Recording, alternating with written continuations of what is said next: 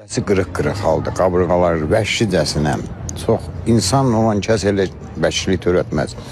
Çox pis halda, ağır vəziyyətdə ora çatdırılmış, biz görüb dəhşətə gəlmişik. Yəni 17 yaşında uşağın nə günahı ola bilər ki, bunu bu hala salalar? Nə üstə, pul üstəmi, qız üstəmi?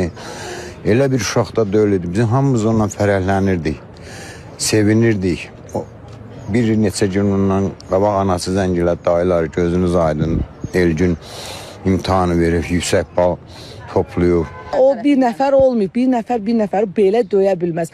Bu qrup şəklində olubdur yəqin ki, bu döyülmə faktıdır. Burada döyülüb, uşaq döyülərək öldürülüb, komaya düşüb. Beyin ölümü baş verib və biz xəstəxanaya gedəndə artıq beyin ölmüşdür. Və biz istəyirik ki, bunu törədən quldurlarmı deyim, cinayətkarlarmı deyim, canilərmi deyim, tezliklə tapılsın və qanun qarşısında cavab versin.